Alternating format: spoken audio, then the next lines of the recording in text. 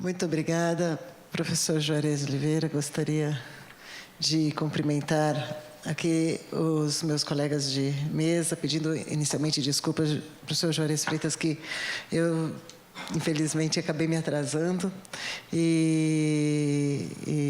Então, aqui vão as minhas desculpas ao professor Pedro, meu colega, ao professor Dr. Azor, né, que aqui está presente, e com quem nós tivemos a oportunidade de conversar um pouco para podermos, vamos dizer, melhorar esse improviso de talk show. Então, vamos combinar a nossa fala. E tive a oportunidade, infelizmente, de ouvir as palavras do professor Pedro e gostaria de trabalhar agora uma ideia, vamos dizer, anterior à discussão do Pedro, se é que me permite, que é o imperativo constitucional de sustentabilidade. Nós estamos discutindo isso, se a lei de licitações sofreu modificações bastante favoráveis e se nós temos outros institutos que vêm reproduzindo e replicando a necessidade de uma sustentabilidade da administração pública, isso tem uma raiz. E a raiz é a Constituição de 1988, que deve ser preservada. Aqui vai ainda meu clamor, né?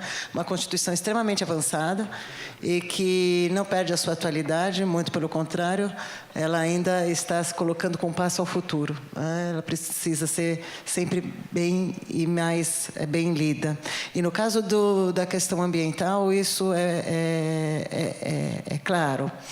A sustentabilidade, então, ela entra no Brasil moto contínuo a ideia de sustentabilidade no discurso internacional, o que nos torna um país de vanguarda, né? Se nós temos o primeiro documento internacional que fala sobre desenvolvimento sustentável, produzido em 1985, né, 3 anos depois, a nossa Constituição já estava reproduzindo isso e tornando a sustentabilidade uma norma cogente constitucional. Isso não é pouco, né? Mas para isso precisamos ler a Constituição com olhos, como eu falo, com olhos de intérpretes da lei e não com olhos de novelista, né? Não é uma história, a Constituição não nos conta uma história. A Constituição tem um arcabouço mandamental e cada palavra que está lá é um mandamento jurídico e deve ser assim respeitado.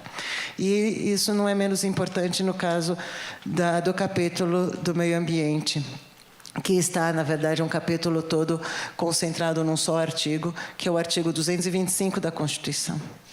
O artigo 225 da Constituição, ele, como eu disse, traz essa lição que está sendo, do tempo real, vamos dizer assim, discutida no âmbito internacional. Porque temos, em 85, o relatório Brundtland, que é o relatório que vai nutrir toda a grande declaração ambiental, que é a Declaração de Meio Ambiente e Desenvolvimento, em 1992. Então, entre a declaração e o relatório, nós temos a Constituição de 88, que já dá um passo à frente em termos de normatividade da sustentabilidade. E o que diz esse artigo 225 da Constituição? O artigo diz que todos têm direito ao meio ambiente ecologicamente equilibrado, indispensável à sadia qualidade de vida, bem de uso comum do povo, cabendo ao poder público e à coletividade o dever de protegê-lo e conservá-lo para as presentes e futuras gerações. Esse caput é de uma riqueza normativa imensa, né? Podemos aqui falar de vários enunciados, várias normas, vários deveres ser, vários comandos de ação que estão presentes sinteticamente num único caput do artigo constitucional. Mas aqui o que eu quero chamar a atenção é o destinatário da norma constitucional, porque até isso esse texto teve o cuidado de dizer. Ele não simplesmente diz, como em algumas outras normas constitucionais contemporâneas à Constituição brasileira, ele não simplesmente declarou um direito fundamental ao meio ambiente ecologicamente equilibrado. Ele foi além. Ele identificou os responsáveis para a construção desse direito, que é um direito fim, né? Um direito que aponta uma finalidade, um objetivo da República Brasileira, que é o de construir um meio ambiente ecologicamente equilibrado, indispensável à sadia qualidade de vida. E quem são esses destinatários dessa norma constitucional? Então, portanto, quem são os obrigados, quem são aqueles que têm o dever constitucional de realizar de construir esse meio ambiente? Porque é algo que não está pronto, é algo que deve ser construído. Tem o dever, tem a definição, a determinação constitucional de quem são aqueles que são os construtores, que devem proteger, defender e proteger esse meio ambiente para as presentes e futuras gerações. Portanto, a ponta aqui é uma questão dinâmica. Quando nós falamos de meio ambiente ecologicamente equilibrado, não estamos apenas falando em termos constitucionais de uma perspectiva estática, ou seja, de identificação de aqueles chamados hotspots, daqueles pontos, aqueles locais bonitos que vamos dizer, esse é um parque, ninguém aqui entra, isso aqui é uma reserva, ninguém aqui faz nada, então, pronto, este é o meio ambiente ecologicamente equilibrado, vamos voltar para casa e continuar nossas atividades cotidianas. Não é isso que diz a Constituição, porque ela não diz que devem aqueles sujeitos que são o poder público e a coletividade identificar meio ambientes e deixá-los à sua própria sorte, né, de proteção e alijados ou preservados da ação humana. Não é isso que diz a Constituição. A Constituição diz que tem que haver uma defesa, tem que haver uma ação presente e futura, porque essa obrigação é uma obrigação que se prolonga no tempo. É um conjunto de atos para uma finalidade, um objetivo final da República, que é esse direito ao meio ambiente ecologicamente equilibrado. Portanto, é uma prescrição de uma dinâmica complexa de atos daqueles que são responsabilizados constitucionalmente para construí-los, que são a coletividade e o poder público. A coletividade. Quem é a coletividade? Somos todos nós, nas nossas ações cotidianas. Então, essa coletividade, esse grupo social, durante as suas atividades, durante os seus relacionamentos, tem de ter atenção por uma norma constitucional que lhes obriga a cuidar das suas ações, para que as suas ações protejam o meio ambiente, mantenha-no equilibrado, construa o seu equilíbrio e, portanto, em outras palavras, realizem a sustentabilidade para que esse meio ambiente sirva às presentes e futuras gerações. Então, eu estou aqui falando, o artigo 225 é a primeira norma de sustentabilidade que tem o direito brasileiro. Aí vocês podem estar me dizendo, mas eu não estou lendo aqui sustentabilidade, eu não vi nem um momento a palavra sustentabilidade. Porque, na verdade, o artigo 225, esse caput do 225, ele não fala a palavra sustentabilidade, ele faz muito melhor que isso. Ele preenche o conteúdo daquilo que nós falamos, às vezes, sem a devida responsabilidade, né? Sustentabilidade. Aquilo que nós nos queixamos o tempo todo, desenvolvimento sustentável não tem uma definição concreta, sustentabilidade é algo que todo mundo usa, né? Todos os políticos de todos os partidos, em todas as campanhas, todos os empresários em todas as suas atividades, em todos os momentos, falam a palavra sustentabilidade, mas isso não tem sentido. Contrário senso, talvez numa posição intuitiva de escapar dessa fragilidade, dessa abstração semântica, a Constituição fez o contrário. Ela deu o sentido e não deu o nome. Ela foi muito além daquilo que normalmente nós, profissionais do direito, costumamos fazer, que é trabalharmos com os nomes esvaziados de sentidos. Ela não fez isso. Ela deu a rosa o seu perfume e deixou a nós que identifiquemos pelo perfume que aquilo é uma rosa. E isso é o grande mérito da Constituição nesse artigo 225. Então, eu posso aqui tranquilamente vir aos senhores e dizer: o dever de sustentabilidade, o dever constitucional de sustentabilidade existe desde 1988. Não obstante, a palavra sustentabilidade não foi mencionada na Constituição, muito sabiamente, porque a Constituição deu o sentido de sustentabilidade ao invés de dar o nome de sustentabilidade. E, como eu disse, ela traz aqueles que são os responsáveis, a coletividade. E isso, como estava dizendo aos senhores, é algo muito difícil quando nós queremos identificar quais são as ações da coletividade. Porque é tudo, né? Todas as nossas ações, nós somos a coletividade, todo o nosso relacionamento social tem que estar, então, cumprindo a norma de construir o meio ambiente ecologicamente equilibrado. Não tem muito sentido isso. É claro, né, que dentro da interpretação normativa sempre existe aquele princípio subjacente que é o da razoabilidade, né? Então, quais são as atividades que efetivamente trazem o maior impacto sobre o ambiente e que, por conseguinte, submetem seus autores ao dever constitucional de conservar, proteger o meio ambiente para as presentes e futuras gerações. Claro que a primeira atividade que salta aos olhos é a atividade econômica. E, para isso, regras, né, legislação ordinária tem sido desenvolvida. Aqui foi citada uma norma muito tempo esperada, cujo projeto de lei é praticamente sequência da promulgação da Constituição, e ficou, acho que, 17 anos no Congresso, coisa assim, que é a Lei de Resíduos Sólidos, né? A Lei de Resíduos Sólidos é um desdobramento desse imperativo constitucional, criando esses deveres para dar concretude àquele mandamento geral da Constituição. Mas o outro destinatário da norma, e é isso que nos toca especialmente hoje, é o poder público, né? Então, assim, a Constituição, nesse artigo, ela identifica dois sujeitos, né? Dois sujeitos coletivos: a coletividade e o poder público. E o que é o poder público, né? São os agentes públicos, são as instituições públicas, que, enfim, são aqueles sujeitos de direito público que realizam atividade com fim público, né? Portanto, tanto as instituições, a administração direta e indireta, as empresas, né, foi muito bem aqui colocado, e assim como seus próprios agentes, no exercício das suas funções, são identificados como responsáveis para a construção desse direito constitucional.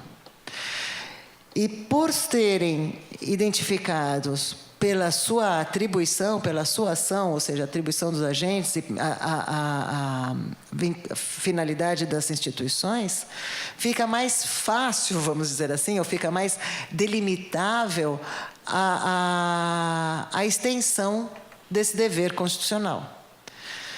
Então, aonde é que eu vou encontrar esse dever constitucional? Nas instituições e nos atos dos agentes em exercício de suas funções. Todos, sim, todos aqueles que impactam negativamente o ambiente de modo a... Porque sempre vem aquele que fala assim, mas tudo aqui impacta o ambiente, professora, a senhora está tomando água, né, e essa água vai impactar o meio ambiente. A senhora está falando aqui no microfone com bateria, isso impacta o meio ambiente. É verdade, né? Mas quando emerge a obrigação?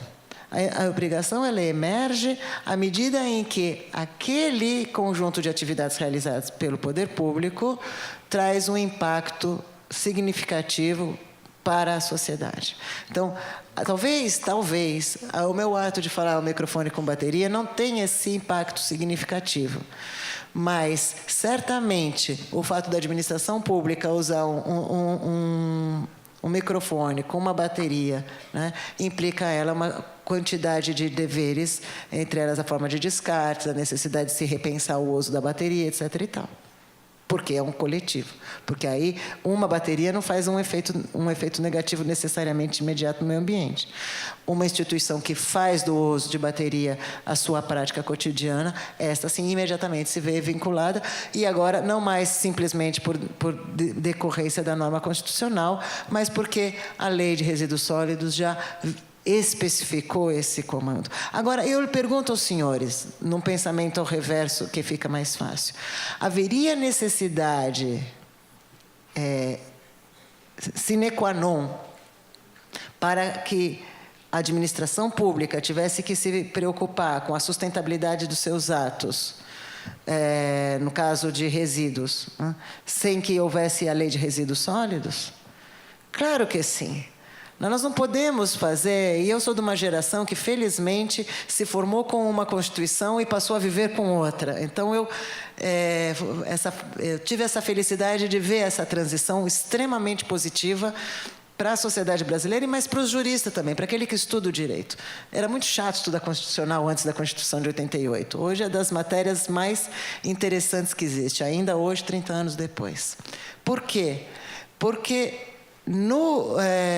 a norma constitucional ela não pode ser subsumida à legislação ordinária. Eu não posso dizer que eu não poderia cumprir o dever de sustentabilidade, como se pode interpretar o artigo 225, porque não tinha uma norma específica obrigando o devido, enfim, tratamento a determinados resíduos. Claro que a inexistência poderia me inviabilizar uma série de atos, com certeza. Mas isso não significa que a obrigação não exista. Uma coisa é a obrigação constitucional, e a outra coisa é a viabilização do cumprimento dessa obrigação. E quando nós falamos isso, nós afrouxamos essa vinculação do dever constitucional à existência de uma norma ordinária. A norma ordinária é um facilitador, mas não é uma condição de existência do dever constitucional.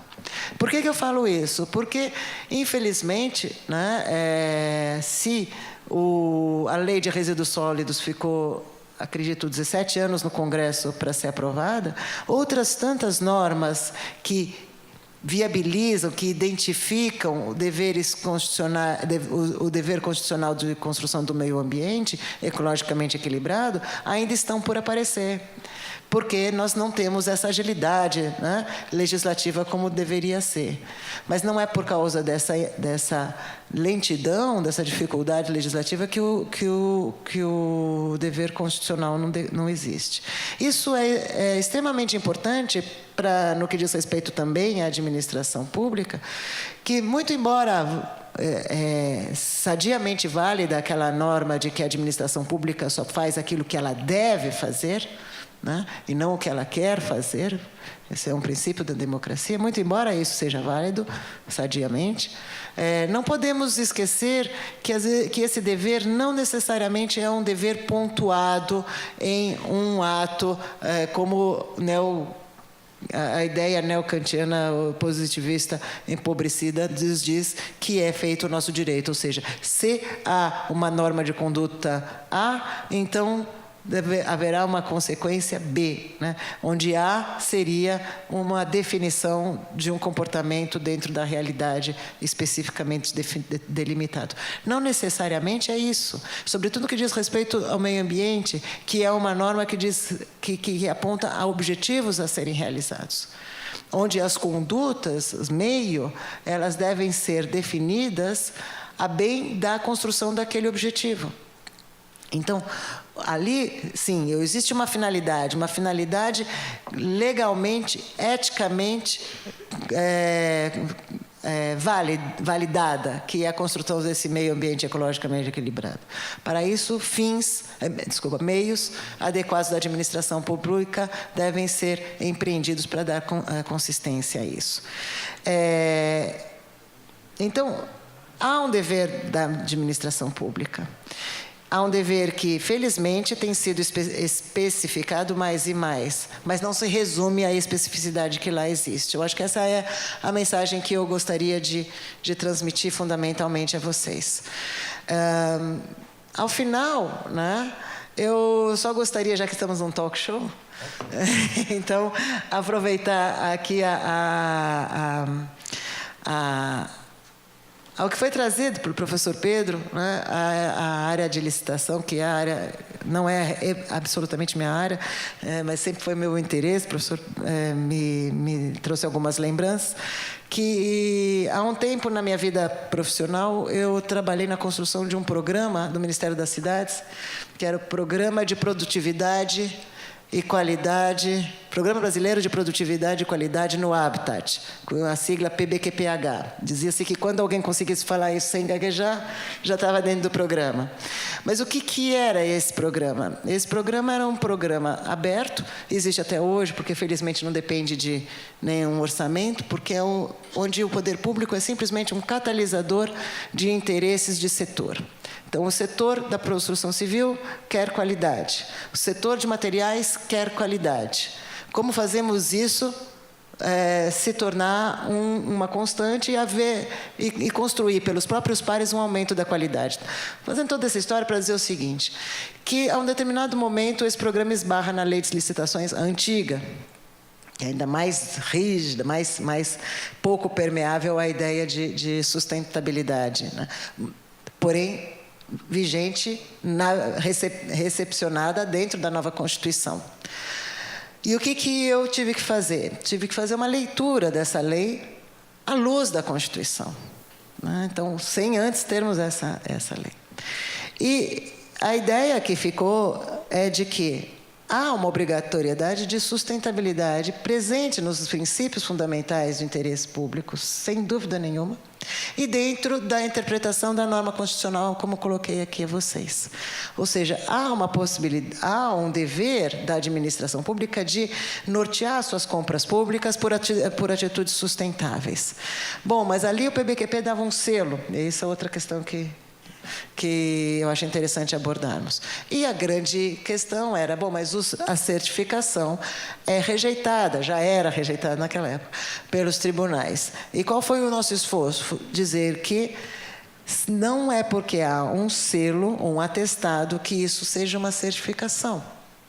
Porque certificação implica em procedimentos obrigatórios construídos pelo setor privado, normalmente por uma entidade terceira, que vai garantir a qualidade. Então, isso, víamos que a jurisprudência era contrária. Mas a voluntariedade em abrir, o setor privado abrir os seus processos de produção e mostrar, né, a sua forma sustentável de produzir, sem nenhuma certificação, até contratando uma terceira parte para demonstrar, né, é bastante saudável. Não é uma certificação, é bastante saudável. Seria uma disposição do licitante em mostrar que está contribuindo com a administração pública para a construção do seu dever constitucional. E isso foi aceito e até hoje o programa tem se espelhado nessa atitude. E teve já objeção judicial na época e saiu vencedor, pelo que eu sei. Professor, o raciocínio é perfeito. Você pode... Isso é admitido, até que no nosso ordenamento já é. Você pode exigir a certificação ou, alternativamente, que o particular comprove que alcança aquele mesmo resultado de qualidade X, aquele mesmo padrão objetivo de qualidade, por outros meios. Se eu não quero me submeter à certificação ISO, porque ela é cara, ou qualquer outra, NGStar, o que quer que seja, eu mostro que eu atendo aquele padrão de qualidade admitido estabelecido no edital. Isso é perfeito. Exatamente. E o poder público, ele não vai exigir isso, mas ele, uma vez que tem um programa de qualidade, ele vai estimular a participação do setor privado, porque aí, lembrando uma norma constitucional, que é o artigo 174, que fala sobre os deveres do poder público com relação ao desenvolvimento econômico, e que o poder público deve estimular, né, o agente econômico, deve fazer normas que estimulem o agente econômico, então bastante presente. Mas até a certificação já privada já está mudando um pouco. A gente já tem precedente do TCU, do ministro Benjamin Zimmer, que ele admite a certificação ambiental e algum atestado de algum órgão do IBAMA que não estava lá no rol do 28 ao 31. Já existe precedente, já está mudando. Ótimo. E com isso, então, eu gostaria de agradecer. Muito obrigada.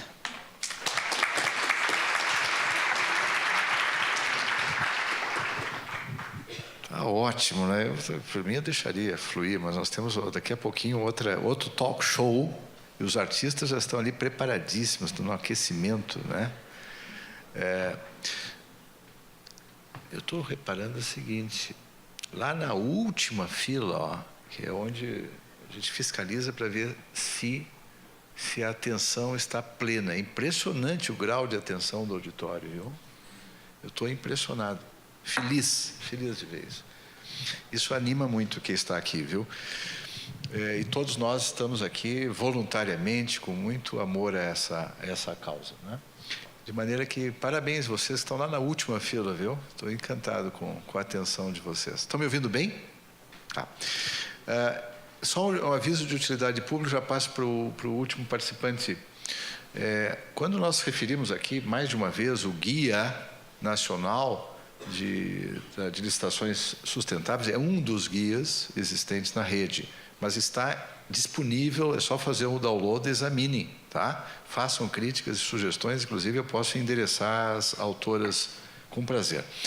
Outra coisa, o nosso Tribunal de Contas de Santa Catarina, logo depois de uma experiência pioneira do Tribunal de Contas do Rio Grande do Sul, mas já com acréscimos qualitativos bons e muito importantes, tem uma resolução, no sentido de que, né, conselheira Sabrina? No sentido de que as suas licitações, para dar exemplo, tenham que ser sustentáveis. Não é isso, conselheira Sabrina? Ótimo. Então, só queria trazer isso à colação. Se não sabe disso, vamos atrás. E, se for o caso, por que não? Sugestões, acho eu, à Corte, para que haja aperfeiçoamento. A propósito de Corte, temos aqui o presidente do Tribunal de Contas do Ceará. Aí está uma sugestão que eu, de público, faça. Vamos fazer um debate lá para ver se não é o caso de o Tribunal de Contas do Ceará dar exemplo na incorporação técnica de critérios de sustentabilidade, não é? Que nada mais são, em última instância, do que cumprir várias regras que estão disseminadas desordenadamente. Sugestão ao nosso grande presidente Edilberto. Também está aí o conselheiro Rafael, de Sergipe. Idem, tá certo? Conto com vocês. Sustentabilidade somos nós. Ilustríssimo auditor desta casa, Azor El Ashkar. Tá certo agora? Ufa.